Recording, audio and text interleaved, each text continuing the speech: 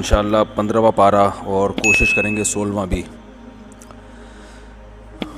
15ویں پارے کی ابتدا ہو رہی ہے سورہ بنی اسرائیل سے اور اس کی ابتدا ہے معراج کے واقعے سے. سبحان الذی، پاک ہے وہ ذات، اسرا بعبدہ لیلاً، جو رات کے تھوڑے سے حصے میں عبد اپنے بندے کو لے گیا، من المسجد الحرام، مسجد حرام سے، الی المسجد الاقصی، مسجد اقصی کی طرف، الذی بارکنا حولہ، وہ مسجد اقصی جس کے ارد گرد ہم نے برکتیں رکھی ہیں، لنریہ من آیاتنا، تاکہ ہم اپنے بندے کو اپنی نشانیاں دکھائیں. اس سے صاف پتہ چلتا ہے کہ یہ واقعہ خواب میں نہیں ہوا.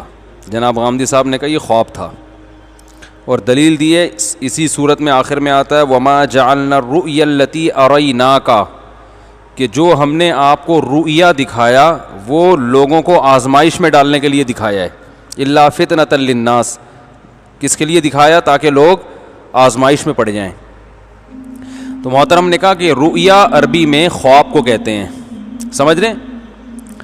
تو اس کا جواب یہ ہے رؤیا نکلا ہے رؤیت سے، رؤیت کہتے ہیں دیکھنے کو، جیسے ہوتا ہے نا رؤیت ہلال، چاند دیکھنا ہوتا ہے نا. رؤیت ہلال کمیٹی کا آج اعلان ہوا ہے، آج تو نہیں ہوا. وعلیکم السلام. تو رؤیا کہتے ہیں منظر، وہ چیز جو دیکھی جائے، جس کو انگلش میں سین کہتے ہیں. اب اس کا اطلاق خواب پہ بھی ہوتا ہے، اور ویسے بھی کوئی سین ہو اس کو بھی رؤیا کہا جاتا ہے. تو خواب میں جو نظر آتا ہے وہ بھی سین ہوتا ہے نا. تو اس لیے بعض حدیثوں میں رؤیا کو خواب، یعنی خواب پر رؤیا کا اطلاق کیا گیا ہے. تو محترم نے وہاں سے یہ لفظ لے کے ادھر منطبق کر دیا، سمجھ رہے ہیں؟ تو یہ گڑبڑ ہوئی ہے. باقی یہ کہ رؤیا منظر کو کہتے ہیں، اس کی میں نے آپ کو لغوی تحقیق بتا دی. رؤیت سے نکلا ہے دیکھنے کو، تو ہر مرئی چیز، وہ چیز جس کو دیکھا جائے، منظر، سین، یعنی کوئی بھی منفرد سی چیز جس کو آپ دیکھیں نا، اس کو رؤیا کہتے ہیں عربی میں. تو اس کی دلیل کے جو قرآن مجید میں جو رؤیا کا لفظ یہاں استعمال ہوا ہے اس سے مراد خواب نہیں ہے. یہ میں مانتا ہوں کہ قرآن میں دوسرے مقام پہ رؤیا کا لفظ خواب کے معنی میں استعمال ہوا ہے، جیسے سورہ یوسف میں یا بنی لا تقصص رؤیاک علی اخوتک، یعقوب علیہ السلام نے کہا اے میرے بچے اپنا خواب بھائیوں کو مت سنانا. تو وہاں رؤیا کس کے معنی میں ہے؟ خواب کے معنی میں. تو محترم نے یہ سمجھا کہ ہمیشہ رؤیا کس کے معنی میں آتا ہے؟ خواب کے معنی میں. تو ہمیشہ نہیں، رؤیا کا اصل معنی منظر ہے. تو چونکہ خواب میں بھی ایک منظر دیکھا جاتا ہے، سین دیکھا جاتا ہے، تو اس کا لفظی ترجمہ ہوگا اے میرے بیٹے جو تو نے منظر دیکھا ہے وہ اپنے بھائیوں کو مت بتانا. تو وہی غامدی صاحب نے اس آیت میں تحریف کی ہے جو یتوفا کے لفظ میں کی ہے. جب قرآن مجید میں اللہ نے بتایا کہ اے عیسیٰ میں تجھے آسمان میں اٹھانے والا ہوں، اپنی طرف اٹھانے والا ہوں، تو وہاں متوفی کا لفظ آیا ہے کہ میں تجھے متوفی. تو محترم نے وہاں بھی کہا دیکھو متوفا کا معنی ہوتا ہے وفات، حالانکہ متوفا کا اصل معنی وفات نہیں ہے. بعض جگہ وفات کے معنی میں استعمال ہوا ہے، تو محترم نے ان بعض جگہوں سے وہ لفظ ادھار لے کے ادھر بھی لگا دیا، اور وہ بعض جگہیں دکھائی ہیں جہاں وفات کے معنی میں استعمال ہوا. قرآن میں وہ جگہ جہاں یتوفا وفات کے معنی میں استعمال ہوئی وہ نہیں دکھائیں. تو یہ تحقیق اس کو بولتے ہیں. قرآن میں یتوفا کا لفظ جو آیا ہے نا، اللہ یتوفی الانفس حین موتہا، اللہ تمہاری موت کے وقت تمہاری روحوں کو قبض کر لیتا ہے. تو یہاں قبض کرنے میں معنی میں آ رہا ہے، موت کے معنی میں نہیں آ رہا. اگر موت کے معنی میں آتا تو قرآن کے الفاظ ہوتے اللہ یتوفی الانفس، بس اللہ تمہیں موت دے دیتا ہے. آگے حین موتہا، موت کے وقت. تو موت کے لفظ کا 2 دفعہ تکرار ہو جاتا نا. اگر یتوفا کا مطلب موت ہو، اس کا مطلب اللہ تمہیں موت کے وقت موت دے دیتا ہے. تو موت کے وقت تو موت ہی دیتا ہے. تو بتایا جا رہا ہے اللہ تمہیں موت کے وقت یتوفا وصول کر لیتا ہے. تو پتہ چلا یتوفا کا اصل معنی موت دینا نہیں ہے، وصول کرنا ہے. سمجھ رہے ہیں؟ اللہ یتوفی الانفس حین موتہا واللتی لم تمت فی منامہا، فرمایا جو مرتے نہیں ہیں ان کی روحوں کو بھی سوتے ہوئے میں قبض کر لیتا ہے. تو جو سوتے ہوئے میں روح قبض ہوتی ہے اس کو بھی یتوفا سے اللہ تعبیر کر رہے ہیں. تو محترم غامدی صاحب نے یہاں بھی گڑبڑ کی ہے. تبھی قرآن میں آتا ہے نا کہ یہود کے جو علماء تحریف کرتے تھے وہ تحریف پبلک میں اس لیے کامیاب ہوتی تھی وَمِنْهُمْ أُمِّيُّونَ لَا يَعْلَمُونَ الْكِتَابَ إِلَّا أَمَانِيًّا، اس لیے کہ ان میں بہت سے ان پڑھ لوگ تھے جو کتاب کا علم نہیں جانتے تھے مگر ظاہری الفاظ کو. امنیہ کہتے ہیں ظاہری تلاوت. تو چونکہ ظاہری الفاظ جانتے تھے وہ، تو اس سے ان کو تحریف کا راستہ یہود علماء کے لیے کھل گیا. تو جب بھی تحریف ہوتی ہے نا قرآن کے الفاظ میں ہیر پھیر کر کے ہوتی ہے. تو جو معنی جانتے ہیں قرآن کا، علماء جو گہرا علم جانتے ہیں، وہ آپ کو بتائیں گے کہ یہاں تحریف ہو رہی ہے اور قرآن کی ایسی تفسیر کرنا کہ ساری حدیثیں اس کے خلاف جا رہی ہوں. عیسیٰ ابن مریم کے بارے میں نے بخاری مسلم کی حدیث پیش کی تھی کہ نبی نے فرمایا قرب قیامت میں نازل ہوں گے، اور رافعوک الیہ، اللہ نے فرمایا میں اپنی طرف اٹھا رہا ہوں، وما قتلوہ، اللہ نے قتل بھی نہیں کیا، میں اپنی طرف اٹھا رہا ہوں. یہ اتنے سارے دلائل، پھر پوری امت کا اجماعی عقیدہ. یہ پوری امت میں یہ غلط عقیدہ آیا کون سے سن میں؟ اگر یہ غلط عقیدہ ہے تو کس سن میں امت نے یہ جو ہے نا یہ عقیدہ قبول کیا ہے؟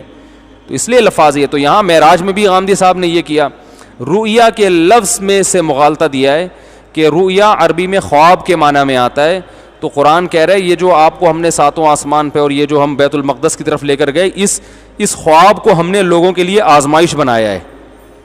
تو حالانکہ یہاں رؤیا خواب کے معنی میں نہیں ہے. رؤیا کا اصل معنی سین، منظر، رؤیت سے نکلا ہے. ہر وہ چیز جس کو دیکھا جائے، لیکن وہ کوئی عجیب سی چیز ہو. ہر سین کو سین تھوڑی کہا جاتا ہے، ہر دیکھی ہوئی چیز کو سین نہیں کہا جاتا. عجیب سی چیز ہوگی اس کو ہم کیا کہیں گے؟ سین. بڑا زبردست سین ہے کہتے ہیں نا لوگ.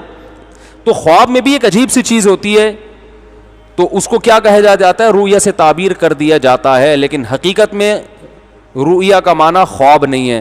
تو قرآن نے جو یہ کہا کہ اے نبی ہم نے آپ کو جو رؤیا دکھایا، جو منظر دکھایا، وہ لوگوں کے لیے آزمائش.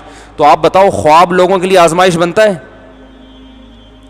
معراج کے واقعے کو اللہ کہہ رہے ہیں یہ لوگوں کے لیے کیا ہے؟ آزمائش ہے. کیا مطلب؟ بہت سے لوگ اس کا انکار کر دیں گے اور بہت سے اس پر ایمان لے آئیں گے. آزمائش وہ چیز بنتی ہے جو بہت عجیب ہوتی ہے. اگر یہ خواب ہوتا تو مشرکین مکہ اس کا انکار نہیں کرتے، کہتے ہیں ہو سکتا ہے بھائی خواب میں انسان کہاں سے کہاں ہو کے آ جاتا ہے، آپ بھی ہو کے آ گئے بیت المقدس، ہم تو اس سے بھی آگے سے ہو کے آئے تھے. ابو جہل کہہ دیتا کہ آپ بیت المقدس سے ہو کر آئے ہیں خواب میں، میں تو تھوڑا سا آگے سے وزٹ کر کے آیا ہوں، کہہ دیتا نا. تو اللہ نے فرمایا ہم نے اس رؤیا کو فتنہ بنایا ہے، آزمائش، انسانوں کے لیے آزمائش بنایا ہے. آزمائش جیسے زقوم کے درخت کے بارے میں قرآن میں آتا ہے کہ ہم نے جہنم میں ایک زقوم کا درخت پیدا کیا. جب یہ بات کی نا تو مشرکین مکہ فوراً مذاق اڑانے لگے کہ درخت تو آگ میں اگ ہی نہیں سکتا، اس کی جڑیں کہاں ہیں؟ تو اللہ نے بتایا کہ ہم نے اس درخت کو لوگوں کے لیے آزمائش بنایا ہے. کیا مطلب؟ جہنم کی گڑھے میں ایک درخت اللہ نے پیدا کیا ہے. تو جو اللہ پہ یقین رکھنے والے لوگ ہیں وہ اس عجیب و غریب درخت پہ بھی یقین رکھ لیں گے. جو عقل پرست ہیں، اللہ کے مقابلے میں عقل استعمال کرتے ہیں، وہ ایمان نہیں لائیں گے. تو یہ درخت بذات خود ایک آزمائش ہے لوگوں کے لیے.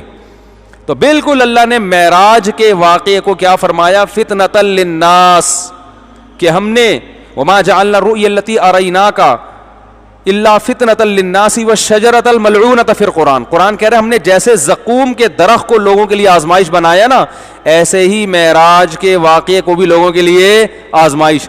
جیسے زقوم درخت ہونے کے باوجود جہنم میں اگ رہا ہے، عقل کے خلاف ہے، لیکن ایمان والے ایمان لائیں گے، اور جو اللہ کے مقابلے میں عقل استعمال کرتے ہیں وہ انکار کر دیں گے. بالکل اسی آیت کے ساتھ ملا کے اللہ نے کہا معراج کا واقعہ بھی ایسے ہی کیا ہے؟ آزمائش ہے. تو یہ جب ہی آزمائش بنے گا جب یہ جاگتی حالت میں ہو، خواب میں ہو، تو پھر یہ عجیب و غریب بولتے کیوں نہیں بھائی؟ نہیں ہے یہ. تو دونوں کو اللہ نے ایک ساتھ ذکر کیا ہے. تو اس آیتوں میں ہی یہ ذکر ہے، آیتوں میں ہی واضح اشارہ ہے کہ یہ خواب نہیں تھا. اور پھر پہلی آیت جو شروع ہو رہی ہے، سبحان الذی، پاک ہے وہ ذات. اللہ اپنے آپ کو ہر عیب سے پاک کر رہا ہے. سبحان اللہ تعجب کے موقع پہ کہا جاتا ہے نا. تو چونکہ آگے اللہ اپنی قدرت بیان کر رہے ہیں، ہمیں تعجب ہوگا اللہ ایسے کیسے ہو گیا بھائی. اللہ کہہ رہے ہیں میں اپنے بندے کو رات کے تھوڑے سے، رات میں بھی نہیں، لیلن میں تنوین تقلیل کے لیے آتی ہے، تھوڑے سے حصے میں. اللہ کہہ رہے ہیں میں اپنے بندے کو رات کے تھوڑے سے حصے میں، پوری رات بھی نہیں لگی ہے، تھوڑے سے حصے میں مسجد حرام سے مسجد اقصی کی طرف لے گیا. تو اب ایک دم انسان کہے گا یہ کیسے پاسبل. اللہ نے فرمایا سبحان الذی, پاک ہے وہ ذات ہر عیب سے, یعنی اس عیب سے بھی پاک ہے کہ وہ اچھمبے کا کام نہ کر سکے. انسانوں میں یہ عیب ہے کہ وہ عجیب و غریب کام نہیں کرتے. اللہ نے کہا سبحان الذی, وہ عیب سے پاک ہے. نبی خود تھوڑی گئے ہیں, کون لے کر گیا ہے؟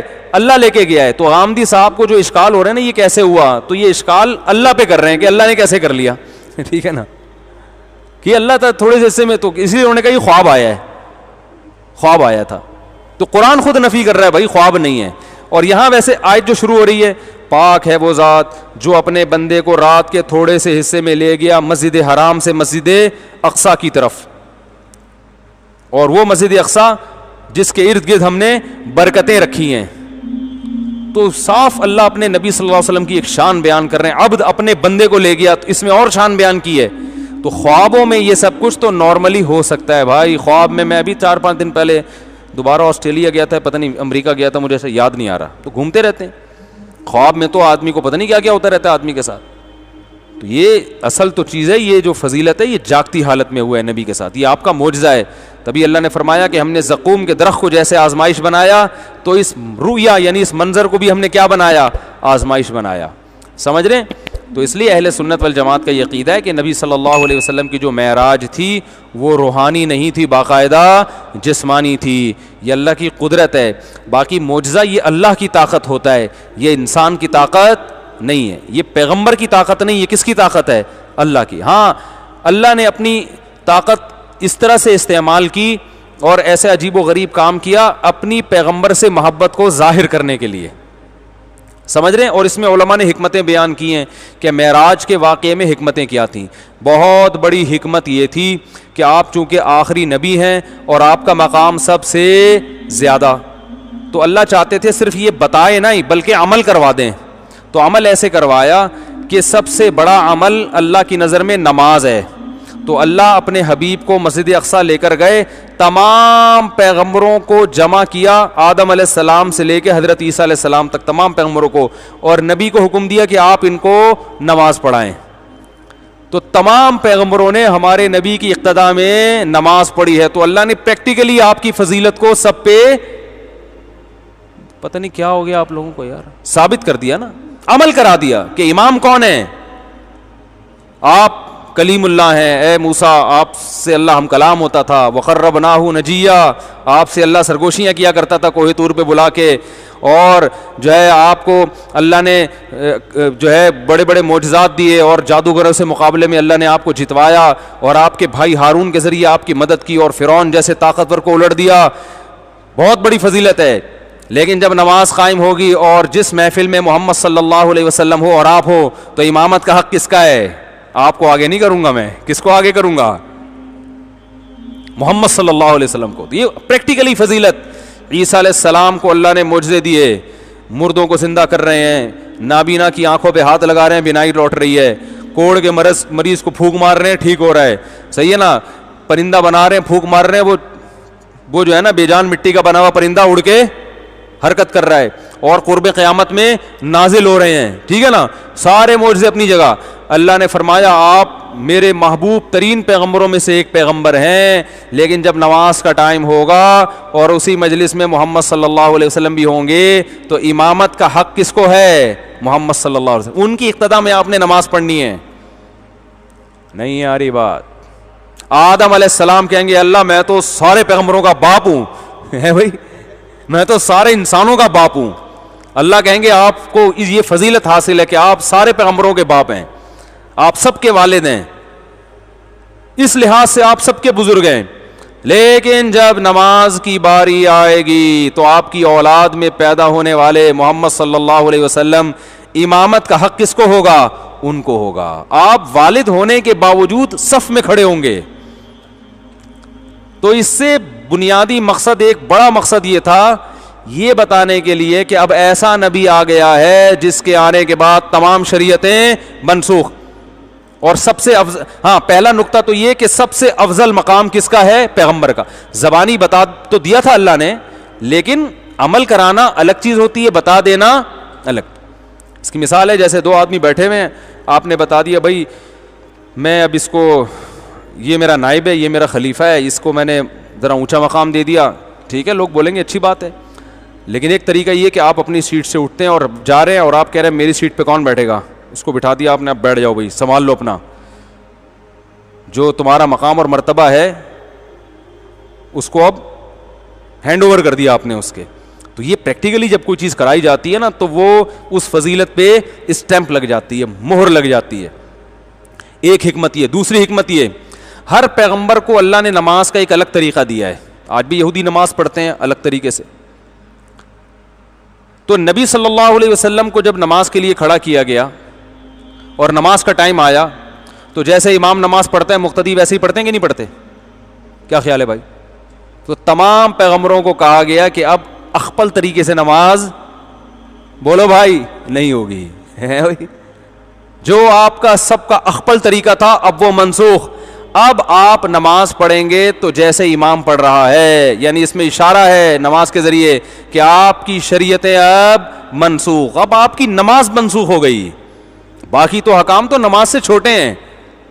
تبھی نبی نے فرمایا لو کان موسیٰ حیا لما وسعہ الا اتباعی, اگر موسیٰ کلیم اللہ بھی آج زندہ ہوں تو میری اتباع کیے بغیر, میری شریعت پہ چلے بغیر ان کی نجات بھی نہیں ہو سکتی.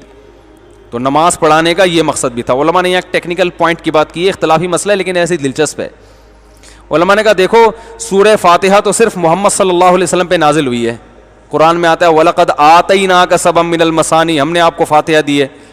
اور حدیث میں آتا ہے اللہ نے, حدیث کا مفہوم ہے کہ اللہ نے مجھے ایک ایسی سورت دی جو پہلے کسی امت کو نہیں دی, اس میں سورہ فاتحہ بھی ہے جو کسی پیغمبر پہ نازل نہیں ہوئی. تو جب باقی پیغمبروں پہ نازل نہیں ہوئی تو نبی نے جب فاتحہ پڑھی ہوگی تو انہوں نے پڑھی ہوگی پیچھے ہے بھائی, وہ تو خاموشی سے سنی ہوگی نا, تو ان کی نماز ہوئی کہ نہیں ہوئی؟ بولو بھائی. اس کا مطلب ہے کہ امام کے پیچھے خاموشی سے بھی نماز ہو جاتی ہے. یہ ایسی ٹیکنیکل پوائنٹ ہے, اصل دلائل یہ نہیں ہے. لوگ اس کو کلپ بنا دیں کہ مصعب نے فاتحہ پہ دلیل دی ہے, یہ ویسی ایک ٹیکنیکل علمی نقطوں کی باتیں ہوتی ہیں, پوائنٹ کی باتیں ہوتی ہیں. ورنہ قرات خلف الامام کے دلائل وہ ہیں جو میں نے پہلے دیے تھے, 2 دن پہلے بیانات میں دیے. لیکن ایک ٹیکنیکل پوائنٹ ہے کہ بھائی نبی صلی اللہ علیہ وسلم نے فاتحہ پڑھی, باقی تو سب خاموش کھڑے, ان کو تو فاتحہ تھوڑی آتی تھی, تو وہ خاموش تھے. اس کا مطلب صحیح حدیث میں آتا ہے من کان لہ امام فقراءۃ الامام لہ قراءۃ. ناصر البانی رحمہ اللہ نے اس حدیث کو صحیح قرار دیا ہے کہ جس شخص کا کوئی امام ہو تو امام کی قراءت مقتدی کے لیے کافی ہے. یہ حدیث. دوسری طرف بھی حدیثیں ہیں, دونوں دلائل کا تجزیہ میں کسی اور بیان میں کر چکا ہوں. لوگوں کے ایک دم نا وہ آنا شروع ہو جاتے ہیں, یہ والی بھی تو ہے, یہ والی بھی تو ہے, نیچے کمنٹس میں آنا شروع ہو جائیں گے. تو میں پورا بتا رہا ہوں, وہ اس پر میں تفصیلی بیان ریکارڈ کرا چکا ہوں, وہ دیکھ لیں. اس میں آپ کی والی کی بھی ہم نے بحث کی ہے. اچھا بھائی, تو معراج جسمانی حالت میں ہوئی ہے, تو یہ دوسری حکمت اور مصلحت تھی. سمجھتا ہے کہ نہیں سمجھتا ہے بات؟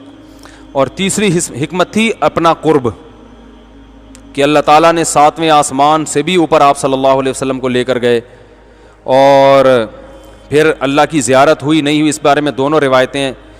دونوں علماء بڑے بڑے ہیں, جو میرے رجحان ہے دونوں طرف کے دلائل کو سامنے رکھ کر, زیارت ثابت نہیں ہے براہ راست, دونوں طرف کے دلائل ہیں. اس میں کوئی ایمان اور کفر کا مسئلہ نہیں ہے, تو اس میں نہ کوئی گستاخی کا مسئلہ ہے کہ اگر کوئی یہ کہتا ہے اللہ ہمارے نبی نے اللہ کی زیارت کی یا نہیں کی, تو زیارت کرنا کسی صحیح حدیث سے ثابت نہیں ہے.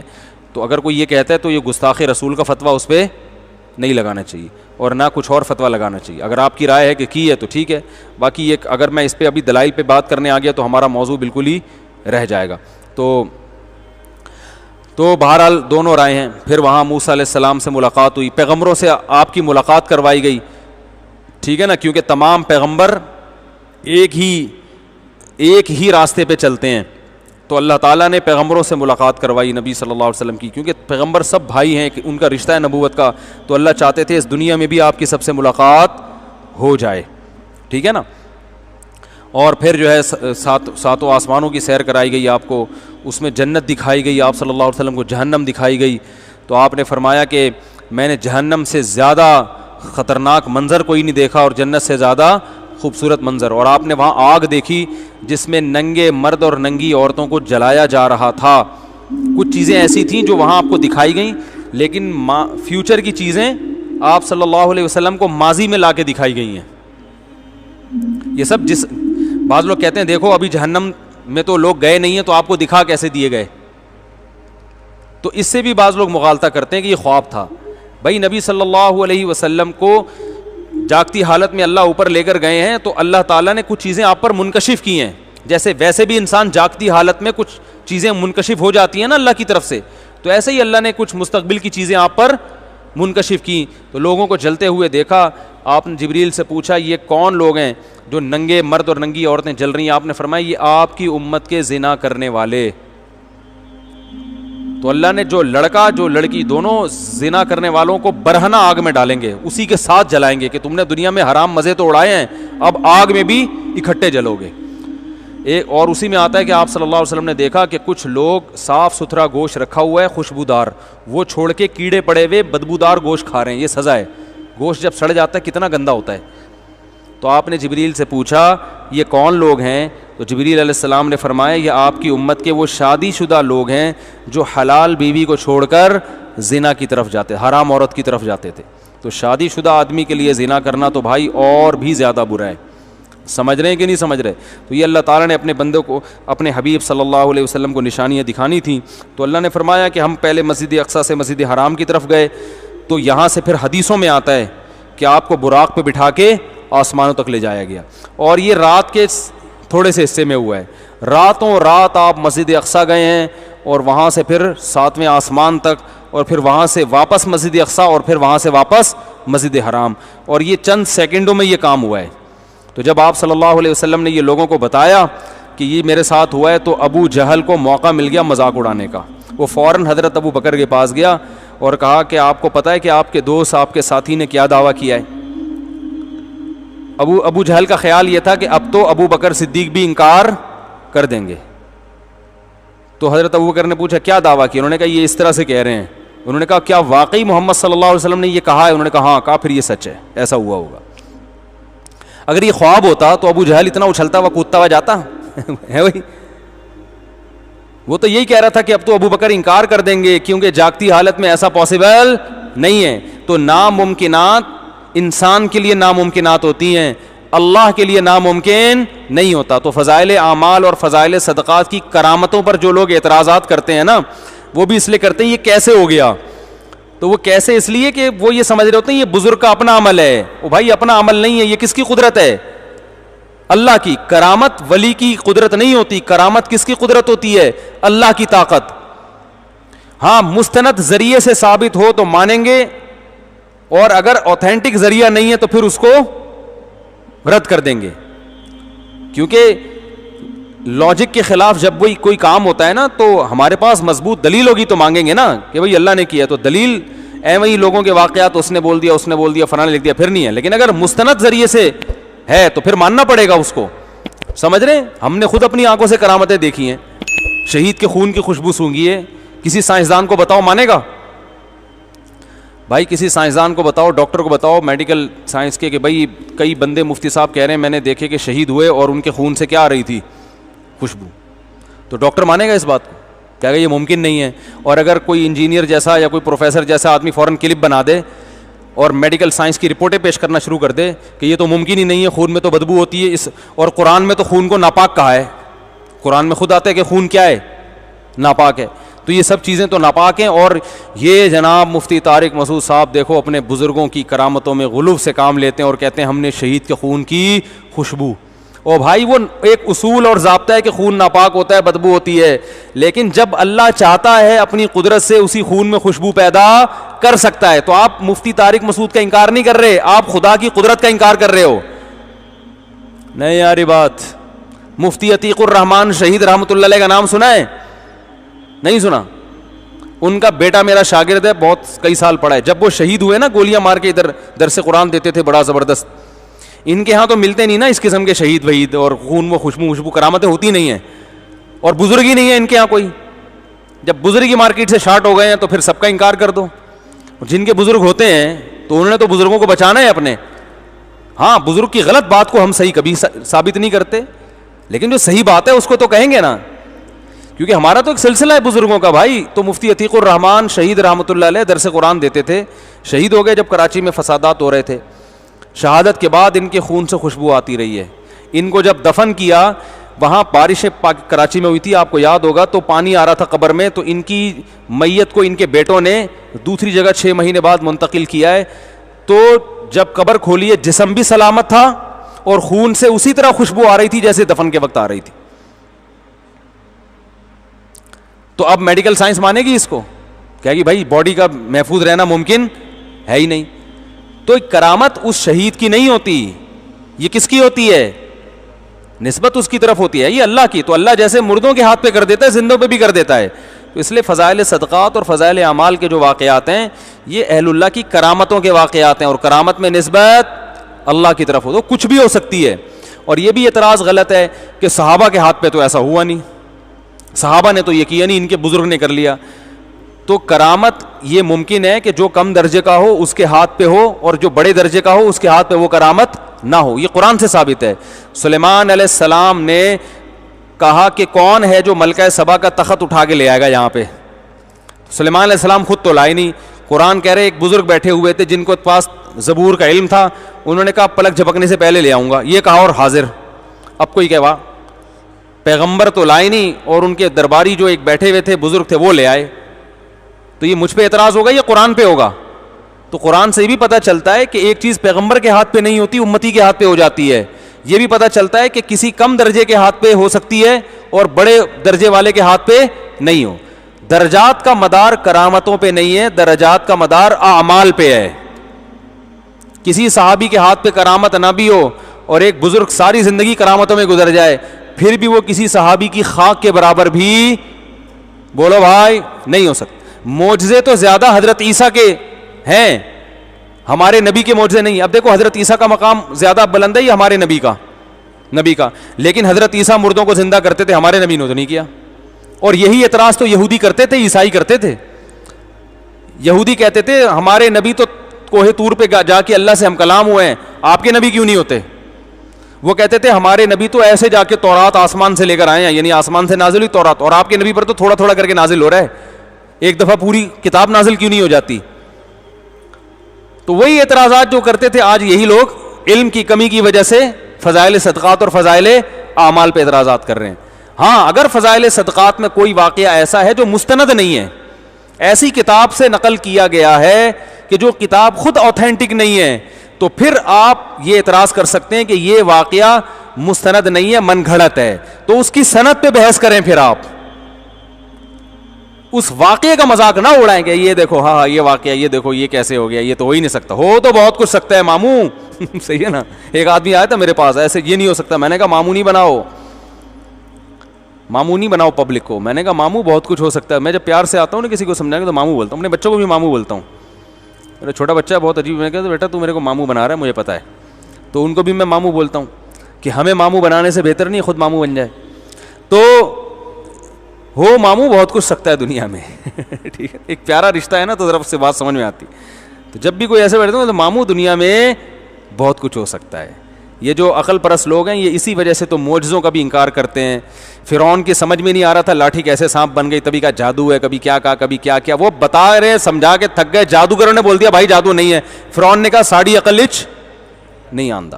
تو آج کل یہ جو توحید پرست بنے ہوئے ہیں نا, یہ بھی کہتے ہیں فضائل صدقہ کی کہ بزرگوں میں ایسی کرامتیں کہاں سے ہو گئیں, ساڑی عقل اچ نہیں آتا. اس لیے نہیں آندہ کہ تم نے کبھی کوئی بزرگ مارکیٹ میں دیکھا ہی نہیں ہے ٹھیک ہے نا. میں تو اور بھی کرامتیں جانتا ہوں, میں ممبر پہ بیان نہیں کرتا کہ خامخواہ میں اپنے شیخ و مرشد کی کرامت بیان کروں جو آپ حیران ہو جائیں گے, جن سے میں بیعت تھا, جو تہجد میں 10 پارے تلاوت کرتے تھے, لیکن میں نے پوری زندگی ممبر پہ بیٹھ کے ان کی کرامت کو بیان نہیں کیا. اس لیے کہ چھوڑو لوگوں کی مینٹل اپروچ سے اوپر کی باتیں, سیدھا سیدھا قرآن و سنت کی باتیں کرو, کیا ضرورت ہے. تو ہم نے تو اور بھی ان کی چیزیں دیکھی ہیں, سمجھنے کے نہیں سمجھ رہے تو ان کے بزرگ ہی نہیں ہے, اور خود ایسے اعمال نہیں ہے کہ کرامتیں صادر ہونا شروع ہو جائیں.